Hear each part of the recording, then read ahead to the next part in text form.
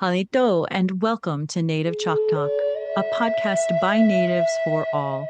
Here we're keeping our Native ancestors' stories and history alive, while also sharing with you our Native culture, traditions, and more. I'm Rachel Youngman, a Choctaw originally from Anadarko, Oklahoma. I hope you'll enjoy this journey with me as we learn from our Native American guests. And I hope you'll do me a favor. Feel free to like and share these episodes. I so appreciate it. Yakoki.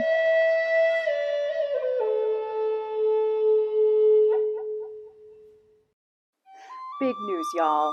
One of my favorite Choctaw authors, Sarah Elizabeth Sawyer, has a writing course called Fiction Writing American Indians. Now, this course will show you how to discover the insight you need to write quality, authentic stories. You'll also learn practical approaches to researching Native cultures and get answers to hard questions. I'll be taking the same course, and I invite you to take it with me. Just go to americanindians.fictioncourses.com. But don't forget to use the code CHOCTALK, that's CHOCTALK, when you go to checkout to get $30 off. Yes, let's do this. Welcome back to Native Chalk Talk, where Dr. Meadows and I are talking about his book, The First Code Talkers, Native American Communicators of World War I. Today, we'll continue our discussion about the Choctaws and their contributions to code talking.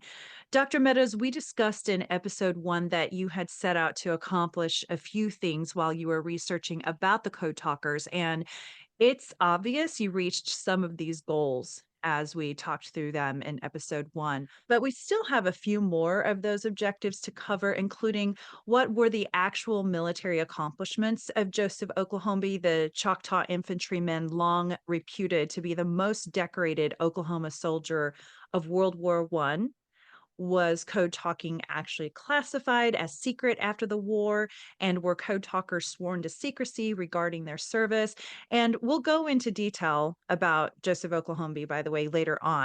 But first, let's talk about that quest to discover, were code talkers actually sworn to secrecy? Now, this may shock you listeners. It certainly shocked me. I had always heard and believed that the code talkers were sworn to secrecy about their communications during the war. But au contraire, mon frère, you would say otherwise, right, Dr. Meadows? Yeah, it's one of the most widespread beliefs, both in academic circles, even in the Choctaw Nation, and just in the public in general. But we've got more than concrete proof. The first thing that there was no secrecy associated with this. So the thing we have to remember is that, okay, this was simply a development and experiment in the field to solve an existing problem when it came up. There was no standard training for this. There was no standard program or army design for this, etc. It was something that was tried very late in the war. It worked, and then as soon as the war was over, everyone was happy to go on. Now, the way that we know that there was no secrecy included in this time is that very shortly after the war, even in as early as January of 1919, accounts begin to be written about the use of the Choctaw and other code talkers in there. And we'll see that one of these accounts that is collected is by Colonel Bloor. They're actually their immediate commander of the regimental commander. And it gets published in France first in February. It's later published in the US in March of 1919. And then from there are just literally a few dozen newspaper articles, speeches, other references, as well as the officers even writing accounts about the use of the Choctaw in their own memoirs, which were published immediately after the war.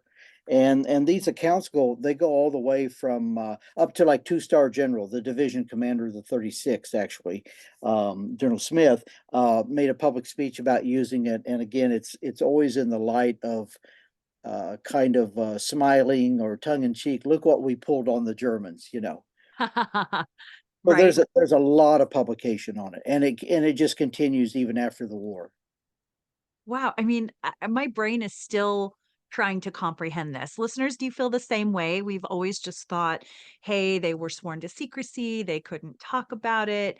And now that I'm looking at the newspapers after the Choctaws came back, the fact that they were code talking was all over the papers. How did we miss this for so many years? The only thing I can think is I think it's been most heavily influenced later, decades later, when the emphasis on the secrecy associated with the Navajo code talkers in World War II. I think as that become Mm, better known, and see, it's not going to be declassified till 68, the Navajo. So I think there's just the assumption, well, they had some attempts to secrete it, so it must have been all of them. And right. then the other thing I think is also when you say code, the next word should be secret because the idea of a code can't work if everybody knows about it, right? Right. So I think it's just a general assumption that people have made through time, and it's just got repeated and repeated and repeated, but nobody's ever went back and looked to see what was being published at the time. And of course, articles from 1919 to say into the 30s, that's way beyond the public's memory now, you know. Yes, exactly. Wow, it's interesting. And Oh, it was the oh, war, you know, it was considered to be the war to end all wars. So I don't necessarily think there was a plan to use it again. The Army did note it, you know, took down some records, etc. But I don't think, for all intents and purposes, people thought we'd ever need this idea again. exactly. Isn't that funny? Well, little did we know there were over 20 public sources that discussed the Choctaw Code Talkers between 1919 and 1922 in France and the US. A May 1919 article in the AEF newspaper Stars and Stripes was titled Yank Indian Was Heap Big Help in Winning the War, and containing a section of the use of the Choctaw language. Now that we've gotten over the initial shock about this long held misconception, let's delve in to learn more about these heroic men. But first, I'd like to pay homage to my grandpa. That is who we called my Papa Schaff. It's always hard for me to even say grandpa because I always say Papa Schaff. He was not a code talker, but he was a fighter pilot in the Korean War. This is him back here. If you're on YouTube and watching this video, you can see him in his fighter pilot suit holding his helmet. I'm wearing his shirt today in honor of him.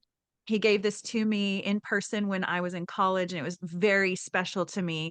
Although I was still dumb when I was in college because I tore the patch off that said his last name on it, which was Schaffner. So I'm kind of mad at myself about that. But this is his shirt, and I wore it with pride then and even now sometimes.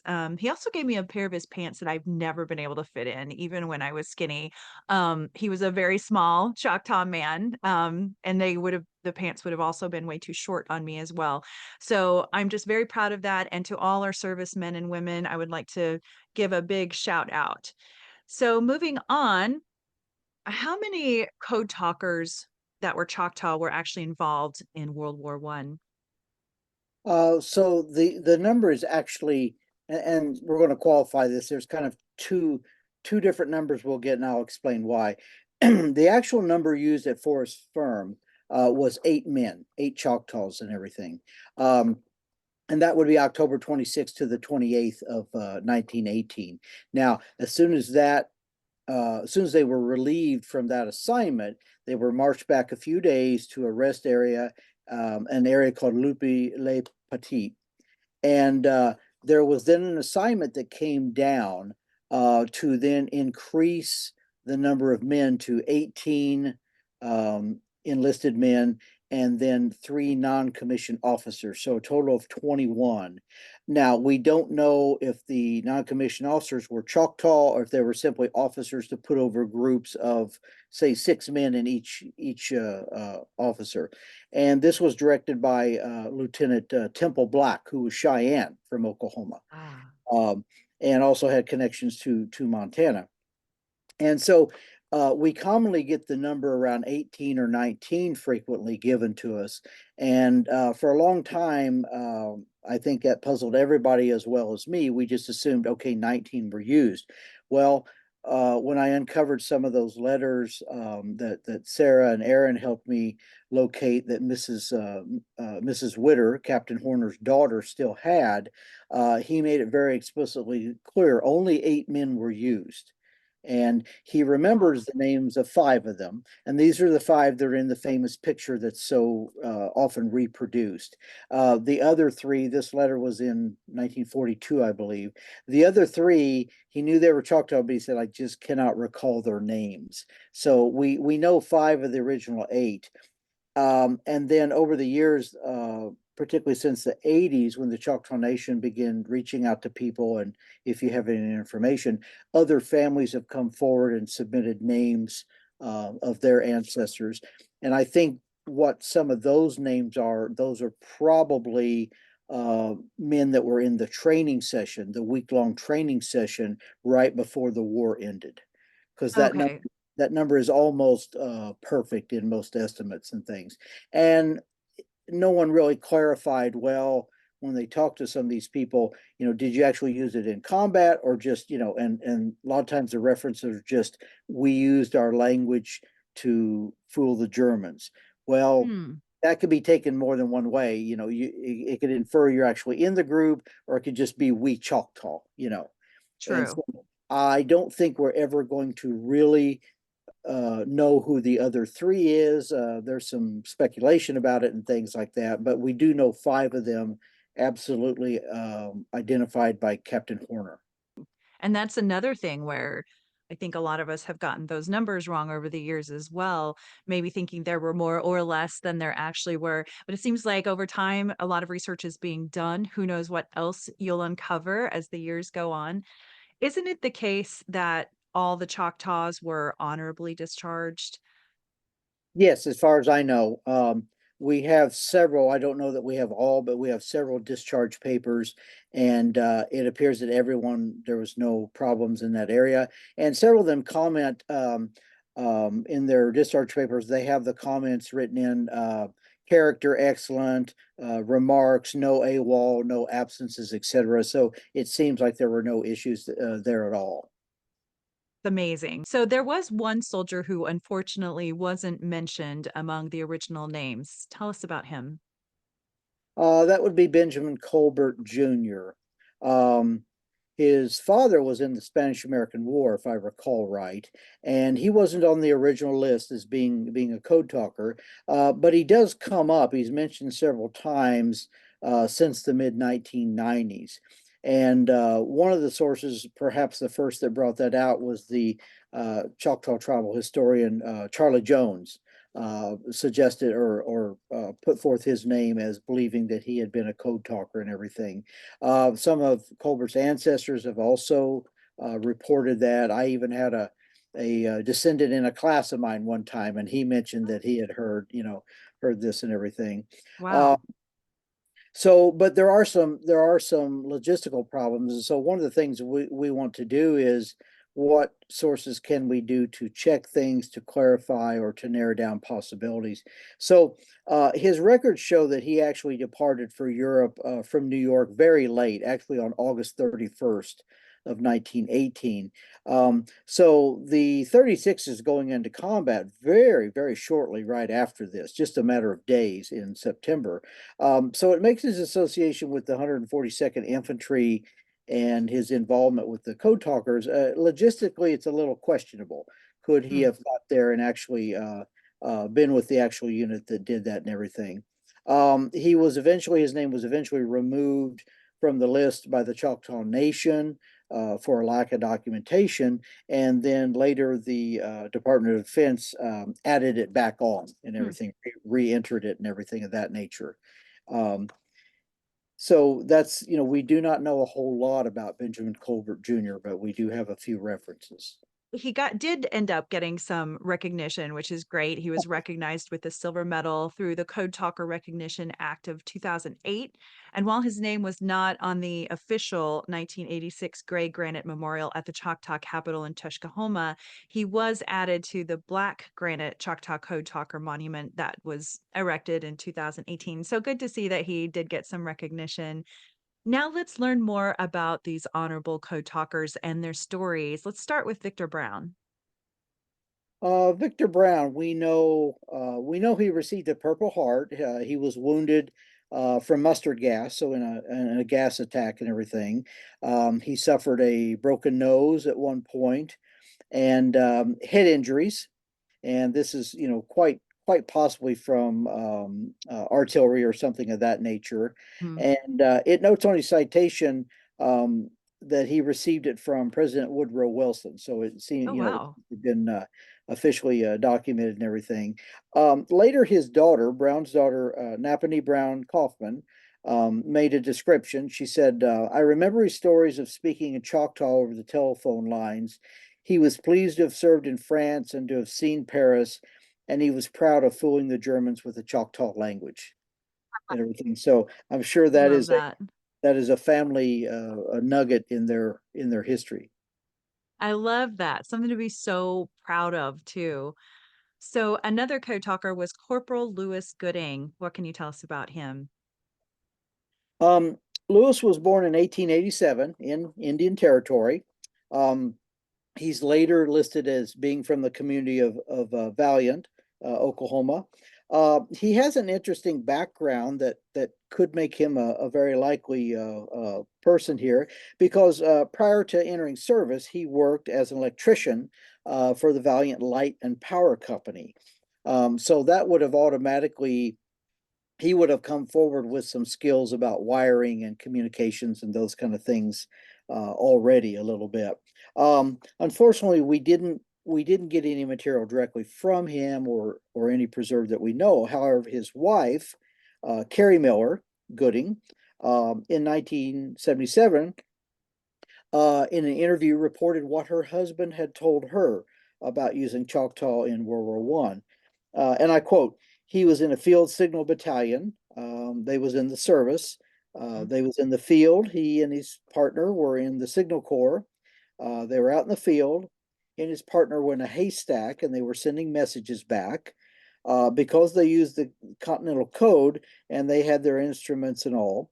And they were sending the messages back to the headquarters when they discovered two enemy soldiers that was copying their messages down as fast as they were sending them.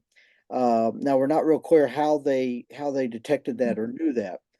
They were sending their messages back to headquarters. They discovered that these enemies were copying their messages down. So he started sending the message in the Choctaw Indian language, and he started sending the messages in that. They got so excited, the enemy soldiers trying to figure that out, that he and his buddy got up, got their instruments up, and they slipped out. They got away.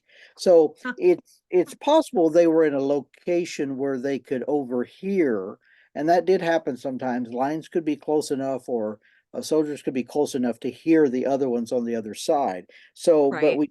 we don't have all the details. But this is an interesting where it seems he picked up on the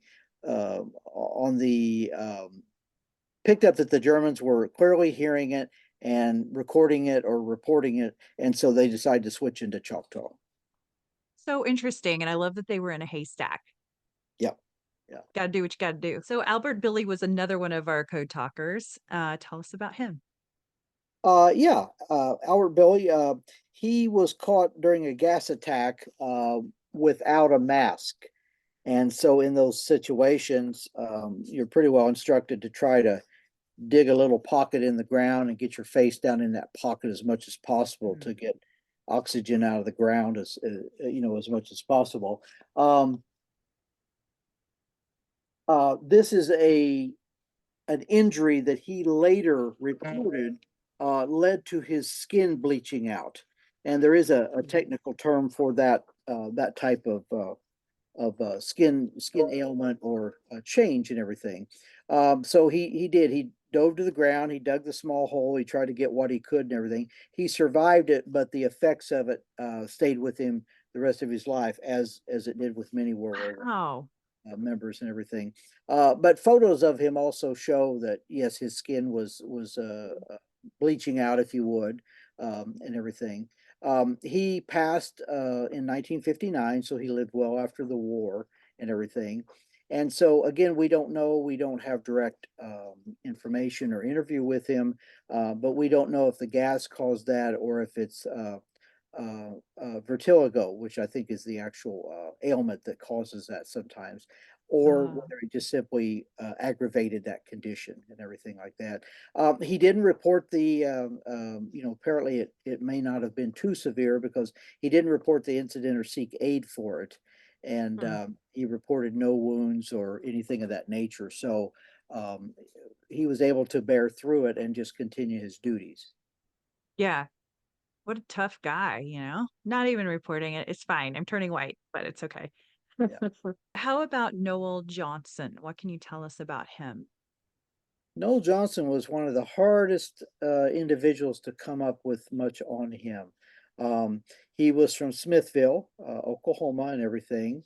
Um, Another, common belief, even among his family members, was that they understood for decades that he had been killed and was buried in France. And so once we got to checking rosters, sailing and return rosters, and different records, we discovered that his post-war absence was basically we got a hold of his death certificate and explained it. So Noel survived the war, but contracted tuberculosis while overseas, while in Europe and everything. And so there's a September 1919, so he's coming back. Most of the Choctaws, the rest of the 36, got back in easily in June and returned home in June and July. So a September 1919 roster has him listed as a tuberculosis patient at a U.S. Army General Hospital. And then a following record is that he died then on November 19th, 1919, from pulmonary tuberculosis.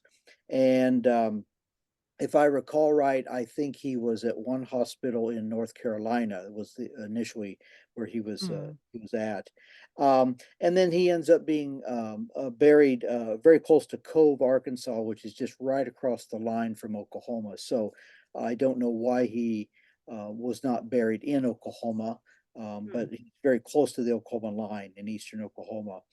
And what is sad, he was a very handsome young man if you see his picture. And of all the Choctaw code talkers survived the war, but he was the first to pass, and actually never got to come home fully. He never got to get back to Oklahoma. And now let's talk about Joseph Oklahombi, who was referred to as Oklahoma's greatest hero of World War One. Yet he was misunderstood for many decades. Why was he misunderstood? Um, there were several reasons. The main reason is the publicity that came back, that started, and it mostly came back. He came back with a citation. He did earn a citation for bravery in battle. And as we'll get into in a minute, the original citation was, of course, in French because his units were assigned under the French government. So he was given a Croix de Guerre and a Silver Service, Silver Citation Star. Well, when he came back with this citation, what it was an extract from the full citation. The citation was actually given to 24 men for a joint action. They made each man an individual extract translated into English. And the problem became is that the pronouns did not transfer really accurately or the same way into the English. So in the English version, it uses pronouns like he or him instead of they. And so if you read the English version, it's saying what occurred, but it's saying that he did it, which leads you to believe it's an individual action. When in reality, when you see the original, there are 24 names on it, and it's a small group. It's 24 men, but it's actually a joint action that they did together, and they all received the same award for it. Now, as we'll get into in a moment, Oklahoma had an especially important part in this action, and Yeah. really just my hats off, a tremendously brave action, individual action as part of this. But when newspaper people saw that citation and read it, they began running stories um, that no one questioned really for almost 80 years. And the stories, when you read them carefully and cautiously, you begin to realize the timeline doesn't add up, and one person could not do all these things by themselves over 4 days. McCurtain Gazette newspaper in Idabel, Oklahoma, ran an article called Joseph Oklahombi, cited by General Petain and given Croix de Guerre for conspicuous bravery. And then what does the article state after that? And this is the important part that kind of gets turned around. Right. So literally the newspaper article recounts, and I quote, he rushed on machine gun nests, captured 171 prisoners. He stormed a strongly held position containing more than 50 machine guns and a number of trench mortars, turned the captured guns on the enemy, and held said position for 4 days in spite of a constant barrage of large projectiles and of gas shells. Crossed no man's land many times to get information concerning the enemy and to assist his wounded comrades. Oklahoma had killed and captured more Germans than any other man except Alvin York of Tennessee. Wow. And so it's the inference that he single-handedly took 171 prisoners. That's the problem, correct? Right. And when you start looking at this just objectively, okay, if he made multiple trips across and he's by himself and he went across no man's land on these trips, those 171 Germans are not going to wait on him. They would have Right. left. Like Right. that would be You know, impossible, yes. right? And I Yeah. doubt there are cases of multiple groups surrendering to an individual and going in, but I doubt that 171 would. They would have quickly rushed him and and sought their freedom, that way. Yeah. So it just doesn't, but again, this is an excerpt out of a much bigger document. So, it's kind of like in the news where they show you only part of the news clip and it leads Yes. you to believe something, but when you see the whole thing unfold, it's a totally different context. So it's nothing against Oklahoma. He didn't write No. the citation, but it's how it was interpreted when it came back.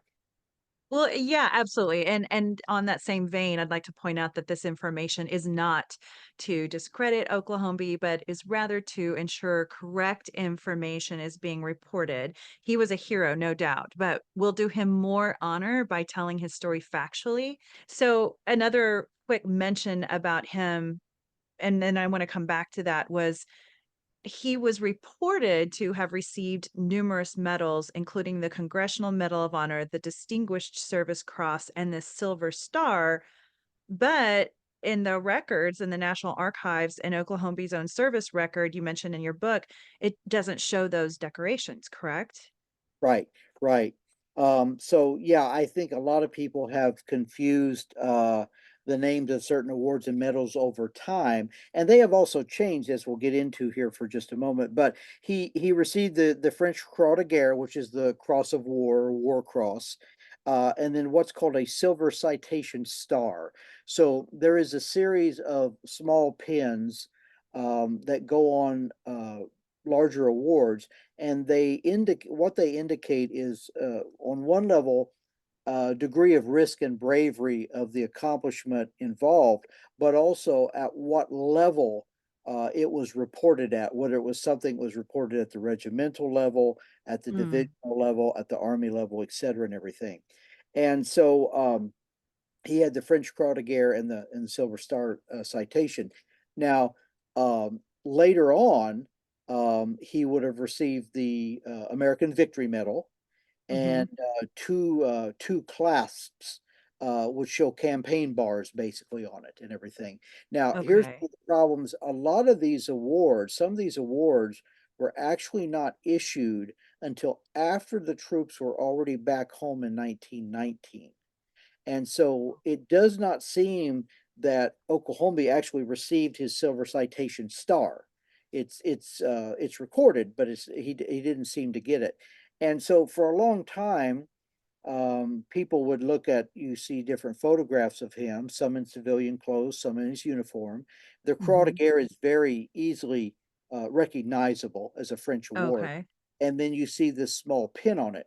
Well, I kept looking at that picture and I just said, there's something wrong here that's too big for a silver citation star. And Hmm. so I was going back down to Oklahoma City soon, and I contacted them and I had to pull out Oklahombi's uniform again. And what I suspected was true. What he had was basically the victory pin that you get after the war is over. And so it's similar to what they call the honorable discharge pin in World War II. The nickname is the ruptured duck, but Okay. it is a star shaped design, and it has lettering on it and everything, but it's much bigger than a silver citation star, which is just a little bitty star and everything. So Interesting. what I would infer from this is that he probably did not get all his awards actually given to him, or it's possible the star fell off because this is a very, very small little pin with a Okay. single bracket, so that's possible. But a lot of soldiers did not get all their awards because they were already back home. They were hard to contact, and Oh, that type of thing. Now, another thing that came up is that a lot of people confuse. You keep hearing he received a silver star. Well, the silver star did not actually come into existence, the silver star that we have today in the military, until 1932.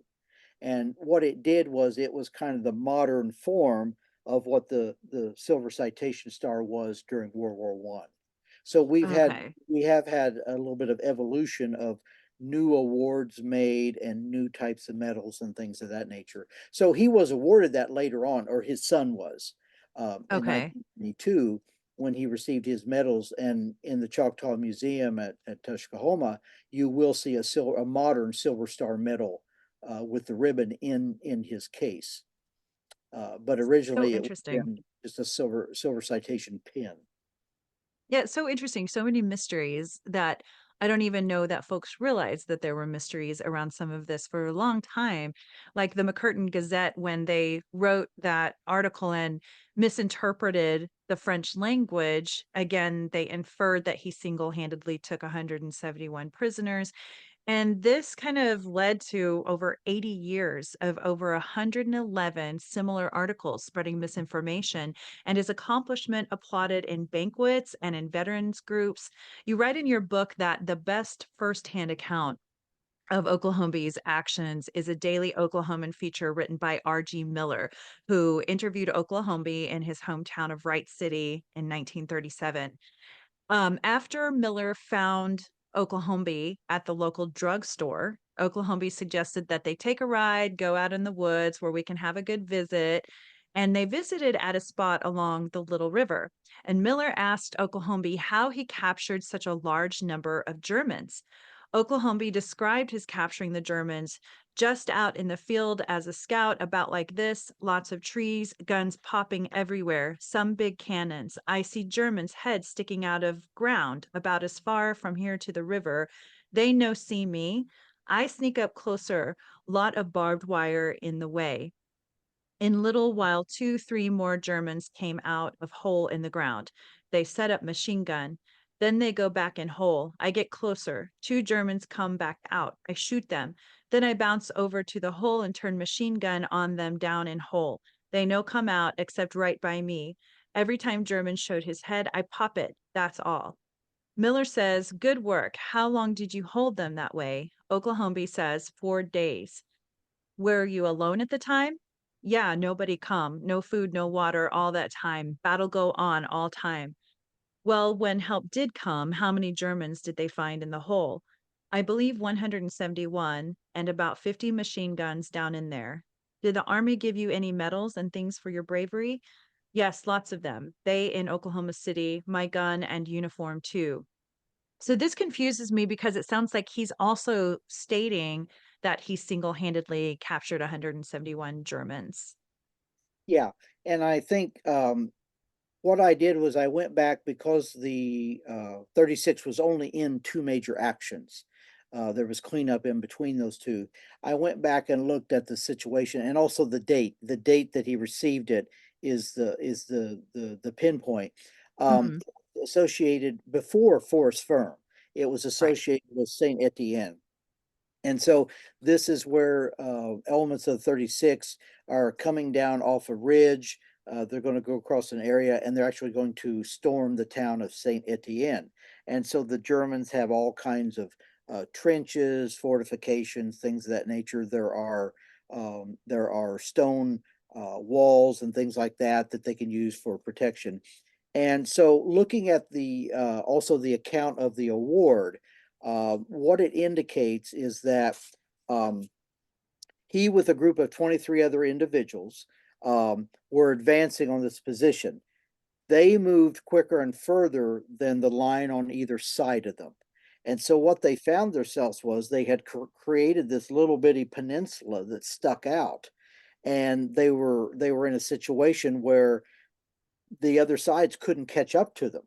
And so they had two decisions to make. One, retreat, which they would have probably suffered a lot of casualties being shot in the back and everything. Okay. Or can they take the position in front of them and hold it until the line and the other people can get up there and get them and everything? We'll be back after this quick break. Are you in the medical field looking for your next opportunity? Listeners, I'm proud to introduce you to Native American veteran owned staffing company Worldwide Medical Staffing. Owner and CEO Jackson Weaver is a citizen of the Choctaw Nation of Oklahoma and is a service connected disabled veteran where he and his team staff for commercial healthcare and government entities such as the Department of Defense, Department of Energy, and DHS, and specialize in staffing Indian Health and VA hospitals nationwide. Isn't it nice to know that our veterans are being cared for by staff who have been handpicked by a veteran who's been in the staffing business for 17 years? Healthcare job seekers, check out these open jobs on www.medical.com. If you're seeking temporary, long term, or permanent placement of physicians, advanced practice, registered nurses, and more, check out www.medical.com. And Diakoki to our medical professionals and to those who have served our country. And so what they seem to do then, and this is where that interview um, is so important. That interview from 1937 is probably comparing it with the actual battle records is probably the best source we have to really understand what he did. But Mm. what he's describing is they're coming up on a German position, and it would not be unusual for him to be the lead man, to be the scout ahead of this smaller body of men, because that was very common. A lot of native men were used in that position. Yeah. So he's describing two Germans popping their head up out of the ground. Okay. Um, and so what we're talking about is they are running into a trench, but most likely a dugout, what's called a dugout. And so the Germans had these, some of them were 2 to 3 stories beneath the ground, excavated, reinforced living quarters. But they're not finished like a wooden house and everything. They're basically earthen caverns. They Oh, had okay. they had rooms with bunks down there to sleep on. They had a minimal amount of electricity. They had mess areas where they could cook and eat. So they could be completely dry, fairly warm, very insulated down there. And dugouts were typically large enough to house an entire company of men, which would be around 215 or so. Wow. And so what it sounds like is that he, as the scout, 2 men were coming up to set up a machine gun. He waited until they got it completely set up, and then he shot them, took the spot, and then turned the gun on the hole. And then anytime somebody tried to come out of it, he cut them down. Whack-a-mole. And yes, exactly. Yeah, exactly. Um, and so then I think the 4 days is it's the group of 24 of them. It took them a while to get relieved, and there was a lot of counteraction and things of that nature. Yeah. That's what the citation is explaining, is that this is Yeah. they did together. So, yeah, it's like all of that happened, it's just that it wasn't just him, it was, a lot of them. So that makes a whole lot more sense to me But now. yeah, and Yeah. he has such a key role in this, and it would make sense since, being in a scouting, a forward position, he was initially alone by himself when he shot those 2 Germans and took that position.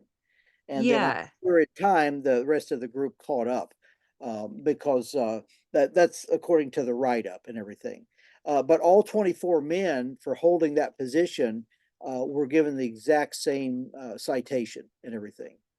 And that's fantastic. I mean, that's pretty good strategy right there. Whether they meant to do it or not, I don't know, but it Yeah, worked, obviously.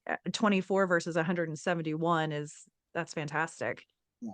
And Um, what he did was he caught them in the dugout. And so mhm. anytime they come out, a dugout usually only has, an entrance, but anytime they come out, it was very easily to control that position with that machine gun. Hmm. So do you think Oklahoma knew about the incorrect reporting about the single-handed thing in World War One? It's hard to say. You can speculate a lot of different ways.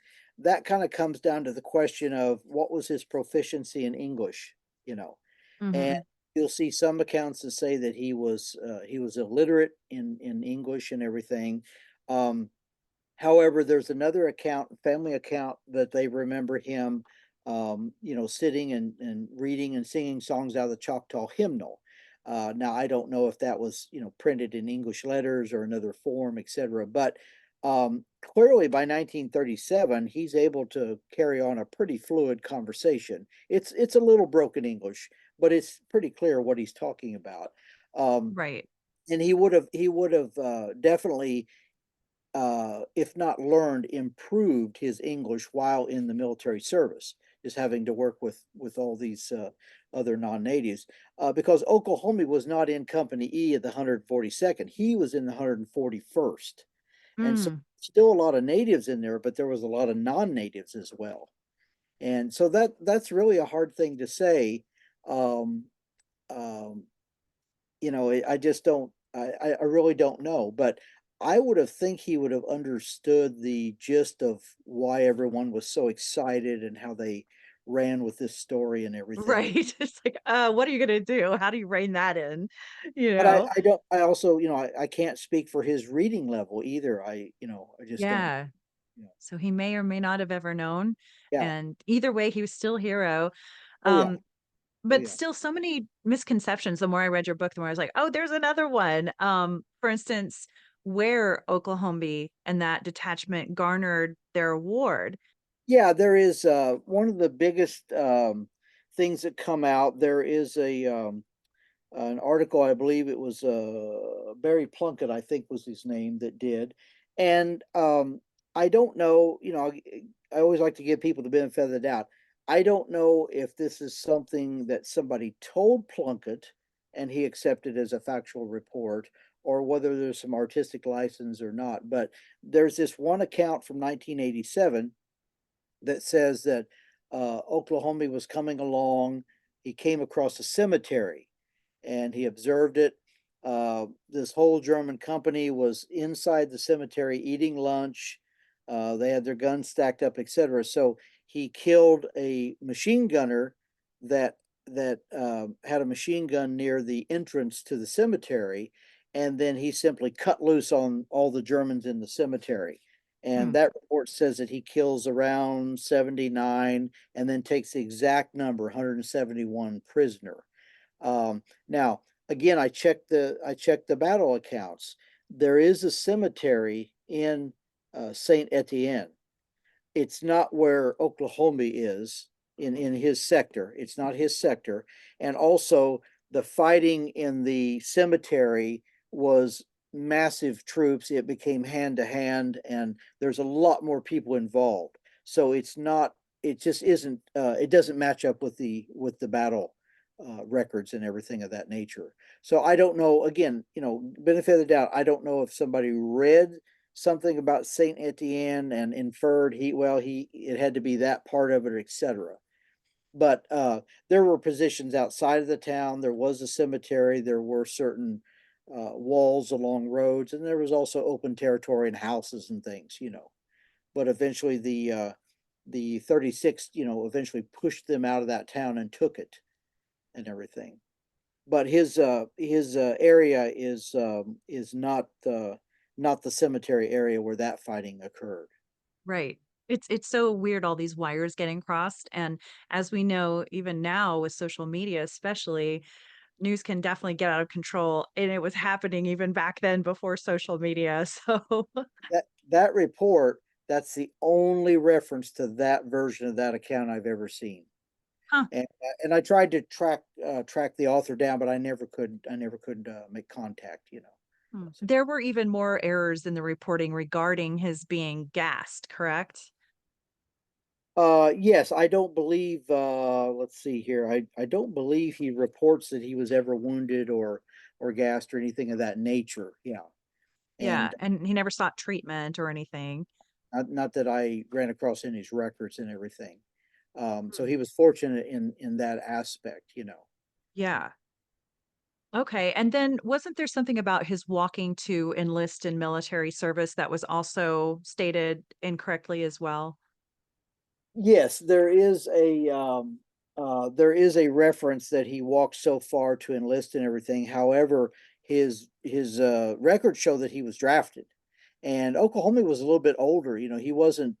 He'd already been out of school for a while and everything. So it also, yeah, it shows that he was drafted, and so he likely, um, because I don't believe very many people had automobiles at that time.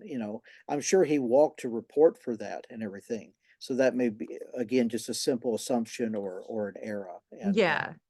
And there is one really interesting bit on his actual record, um, where it says occupation. It lists farmer, but in parentheses it says in jail. Oh, what? And so I don't know if he happened to be had some issue going on, and there's a lot of times where if somebody would enlist, they would just waive that and let them go into Mm, service, you know. right. And it could have been something really minor, I don't know, but that is something I noticed on his actual card, but it suggests that he might have been, being held at the county there or something at that time. What were some of the accurate facts about Joseph Oklahombi, considering we've talked about a lot of the misinformation? Let's hear about some actual facts. Some of the things we do know about Mr. Joseph Oklahombi, he was born May 1st of 1895. So if you think about it, he would have been 22, around 22, or about the time that he entered service, or so 22 to 23. So he's a little bit older and everything. Um, he entered at Camp Bowie at Texas later and everything. Um, After the basic training, there is an anecdote where an officer asks Oklahoma how he's liking the army, and he replies, "Too much salute, not enough shoot," kind of thing. He was And ready for it. all of his all of his statements that I noticed over the years, um, they imply some degree of broken English. Now, whether this is stereotyping on the reporter, I don't Right. honestly know. But it was also not that uncommon. There were Choctaws of all different degrees of fluency in English, and even some Mhm. that were dismissed because of a lack of English, at the time and everything. Sure. Um, so we know he served at Saint Etienne. We know he served at Forest Firm and everything of that nature. Um, there is another anecdote from Ben Carterby, in which he looked up at a certain point and saw Oklahombi coming in at a distance with two German prisoners, and then looked away. And then when he arrived, he noticed that he only had one prisoner with him. And so he was asked, "Where's the other prisoner, Oklahoma?" And of course, they report the stoic Choctaw, right? Replied simply, "I killed him." Before the officer could catch his breath, Oklahoma asked, "Want me to go back and kill him some more?" And so we don't know if one of those soldiers maybe tried to escape or attempted Right. something. It seems that Holy moly. he dispatched one of them and everything. Again, we don't know so much about his literacy. That is really, there's some things that suggest it. There's some things that don't suggest it, and everything. And then that in 1937, he was asked by R.G. Miller, who did that interview with him, you can read and write, can't you? And he responds, no, no read and write. Hmm. Never did go to school, he's asked. No, plenty of schools to go when I was a boy, but I didn't go. My people didn't care about that. Some sources state that Oklahombi attended Armstrong Academy prior to his military service, which would suggest he had some degree of fluency in English. But I believe that school burned, if I recall. Hmm. And I think at one point there was a fire, and I think there's a fairly, that was one thing I was not able to follow up on to see if he had actually attended that school, those records and everything. Okay. Right. Um, Carterby's daughter reported that Carterby had to translate for Oklahombi. But again, we don't know, okay, is this in basic training? Is this in, so we're talking a good year and a half of from the time the war starts until the end of it, and everything like Mm, that. mhm. But it's clear, by the time we do have some small interviews and statements by him later, of course, well after the war, it's clear that he learned to speak a fair amount of English and understood it and everything like that. And so this ties into one problem, is that there are assertions that he was a code talker, but he's not in the right unit for it, as far as we can tell. And also, if he was not this good at English, he would have not been selected to do it. Because that was one of Oh, the things they wanted people, when the order came down, they wanted people who were fluent in Choctaw, which he was, but who also were extremely fluent in English. And so okay. he would have not been able to write down messages and do certain aspects had he actually been in a code talking situation. So what I concluded was that, and then Captain Horner in his 1942 letter says that Oklahombi specifically had nothing to do with the code talking. He was a great soldier, but had nothing to do with the code talking whatsoever. So what I can infer is that if he had any role, it's possible it was in the training group just a few days before the war ended. Again, it's something that we kind of have to soak in because it's something that we have believed for so many years that he was an active code talker, truly utilizing it during the war. So tell us about the story about the panther cry. Oh yeah. There is a kind of an anecdote or account about Tobias Frasier laughing at his imitation or cry of a panther and everything. And so there is kind of a practical joke that Oklahoma pulls. And again, you got to realize the Germans did have stereotypes about Native Americans. They were somewhat intimidated by them. Now, in this particular incident I'm going to talk about, I don't know that there was any way they could tell he was native because it was his night, but it's what he did that really shocked him. So he crept up close to a position, and then in the dark gave this panther cry or call, and the Germans apparently were extremely scared by it. Probably the proximity, did not realizing somebody was that close to them, but also the nature of the sound. It's not just someone speaking or, you know, Right. crying or whatever. It's a call they're not used to hearing and everything like that. Um, and so it's said that the Germans were on the telephone and that other people, even on the line, heard that call with who. But again, that account, we don't have a whole lot of context for it. Now, Judy Allen did, I believe, she did write a book Mhm. about that story, and it tells a little bit more about it and everything, and it's illustrated as well. But there are actually several references. Otis Leader makes a reference about this. I know we're going to talk about him later. Um, about sometimes these native soldiers, they would give a quote unquote war cry or a whoop when they engaged the Germans, and it was very unnerving to them. And I bet. Peter talks about the Yeah. same thing. And again, it's playing into some of those unfamiliarity with Native Americans, but also stereotypes, because the Germans Mhm. they'd seen Wild West shows, they'd read all the Karl May novels, and so they had all these I hate to say it, but kind of savage Indian imagery or stereotypes that were in their popular knowledge, and so it played on that, I'm sure, and Oh, I bet. I bet. And it would be intimidating. And good for them that they were intimidated. What happened to Oklahombi after the war? um, we don't know much in the immediate post-war years. Now we do know that he was really being heralded for that extract of that award that he got, the extract of that action. But by the 30s, he starts to show up a lot more in the newspapers, and we're getting some glimpses of what's going on there. We're finding out that financially he's very struggling after the war. A lot of times he is jobless. He's searching lumber. Or I'm sorry, he's searching for labor, and he's taking a lot of odd jobs, just wherever he can find things, helping people farm, harvest, just any kind of work he can get.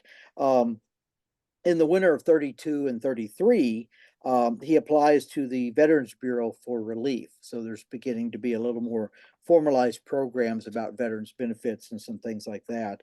The next year, in 33, he begins working on a Native American relief project near his home for $12 a month. And of course, that doesn't seem like much to us today, but that's quite a bit of money back at this Okay. time and everything. And there are some other mentions in 1932. According to a 1932 interview, a reporter from an Eastern magazine had come to Wright City to interview him shortly after the war, but he left town. And so Hmm. we don't know if he left town intentionally because he didn't want to be bothered, or he just happened to be out of town. But Yeah. it's clear that people have received some of these newspaper articles that are they're being run over and over and over. Yeah. Yeah. Um, and then, of course, a little bit later than this, he is approached by some representatives from Hollywood about the possibility of making a film, making a feature film and everything. And so this occurs in 1935, and about his life and his military service and everything. And there's a little bit of conflicting reports about this, but most of it indicates he declined it because it required him to go to California for an extended period. And he kept saying he just wasn't interested in leaving Oklahoma. And now his wife, Agnes, reports that he adamantly refused all offers, various reasons why. Sometimes saying, the war was not for fun; it was not to be, taken lightly, and he didn't want to be a party to making movies about those kind of activities. In another incident, he reports that he needed to stay home and catch suckers, which is a type of fish, of course, in Oh, nearby Horsehead Creek.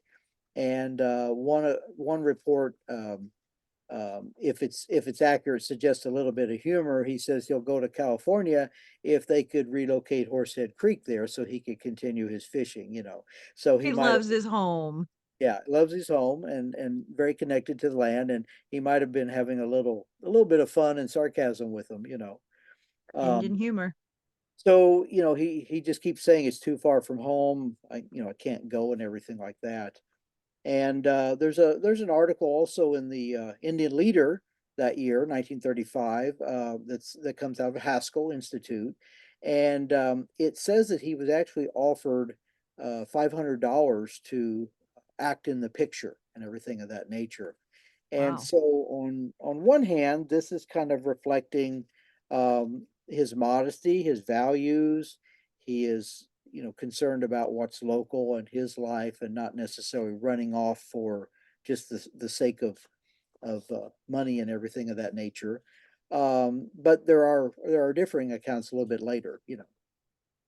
Yeah, yeah. Like in 1937, there was an interview with R.G. Miller where Oklahombi stated, I was all ready to go, but he never did send me money and railroad ticket. Although Miller also reports neighbors told us Joe declined to take the movie job. So who knows? So tell us more about life after the war for Oklahombi. There are some things that happen. One, there is a request, or at least a suggestion, um, to put him on a postage stamp. and everything. And of course, postage stamps have a lot of designs that change pretty frequently and everything. Um, to my knowledge, that did not happen and everything. Oh, that would have been so cool. What a collector's item. Yes. Oh, absolutely. And then in January of 37, his Indian relief job had ended, and he's then 42 years of age and everything. And again, he's finding himself basically kind of in a state of impoverishment. Um, I don't recall that he lost his home or land or anything of that nature, but he was again struggling to find work on a local level, and he's also struggling with alcohol at this time. And of course, this is an era where for veterans, they're not going to diagnose PTSD until the 1980s, True. so they used to refer to it as shell shock or something of that nature. But there's a lot of people, and then of course, um, the poverty and the stress of that may be adding to this. But he's having some struggles and everything. And his son Jonah reported that he eventually found some work at a sawmill, which was for $2 a day and everything. So Mm, that's going to pay. Again, doesn't seem like much money to us, but that's going to pay a lot more than $12 a month that he was making and everything of that nature. true. And this this this ran into another series of newspaper articles, and so there's an article that comes out. Our number one war hero wants a job, in which he described Oklahoma's dilemmas as well as his extensive list of manual labor skills and everything. And so the article did lead to several job offers. He was getting solicited for different offers and things, and so he ended up taking a job at the Wright City Lumber Company and Hmm. everything of that nature. And there was a follow-up article that year, the Third District American Legion Convention at Atoka. They asked the Oklahoma congregation to care for Oklahombi during the rest of his life. Now, I do not know that that actually occurred, to any Hmm. great degree. Wow. I mean, it's sad what he was going through, but it seems there were some people who admired him and wanted to support him. I know in the book you state that in 1940, two individuals on a fishing trip picked up a Native American man walking along the Kaimichi Mountain to visit his wife in the hospital at Talihina. Along the way, they discovered that it was Oklahombi, then working at a sawmill for $2.56 for a full day's work. When asked what battles he fought in, he said, "Just fight 'em like hell all the time," adding, "I kill 'em all, but Captain came down, hold up his hand and say, 'No shoot 'em, Joe, war all over.'" In his own way, he told us it was hard to understand how a man go to war and fight hard, kills lots of the enemy, be sly enough to get wounded himself, and now the government not help him, and that others go to war, not do much, get wounded, and then the government give them a pension. Going several miles out of their way, they dropped him at the hospital. And then tell us what happened on April 13th, 1960. So Mr. Oklahombi was walking from his home east of Wright City into town, and along the shoulder of the road, he was facing the traffic that was approaching him and everything. Around 3:25 in the afternoon, approximately a half mile east of Wright City on the Wright City Broken Bow Road, he was unfortunately struck by a panel truck. It was driven by a gentleman named Kenneth Craig Basil, who was working for the Walsh Lumpkin Wholesale Drug Company out of Texarkana, Texas. So he was on his route and everything. Um, the truck, after hitting Oklahoma, left the road and everything and turned over. So we don't know if the individual was inattentive or exactly what happened. Unfortunately, the impact was hard enough. It was going at enough speed. It threw Oklahoma approximately 70 feet from where he had been walking, Wow. and his neck, both legs, and were broken, and other injuries. And so he was killed almost immediately Oh, from what from the impact and everything. And so he was 65 years of age at that time, and no signs that he had any other major health problems at the time and everything. Basil was charged with manslaughter in the first degree. He was held on bond for $2,500 and had a preliminary hearing on May 1st. And it was decided it was an accident. It was not intentional or anything of that nature. So the charges were dropped on him. And so services then were held for Oklahombi in Luxokla Presbyterian Church near Wright City. And then he was eventually buried in Yaskal Cemetery with full military honors. It included a detachment, an escort, a bugler, an honor guard from Fort Sill, and then also several of his World War I comrades in the area also attended his service. Such a sad way for this hero who survived World War I to have spent his final day. But his memories and honor do live on. In 1992, the United States military reissued Oklahombi's medals to his son Jonah upon his request. The reissued medals were displayed at the 45th Infantry Museum in Oklahoma City. Jonah donated the medals to the Choctaw Nation Museum at Tuskahoma, Oklahoma, where they are on display today. And I've seen them. It's so cool to see that. Listeners, if you haven't been to that museum in Tuskahoma, I highly recommend you do so. Where else can people see more on Oklahombi? Um, well, I probably have the longest in this book, about a Yeah. page section on Oklahombi, and to my knowledge, that's probably the most extensive written account, and it's probably not all by any means, but that would be one source.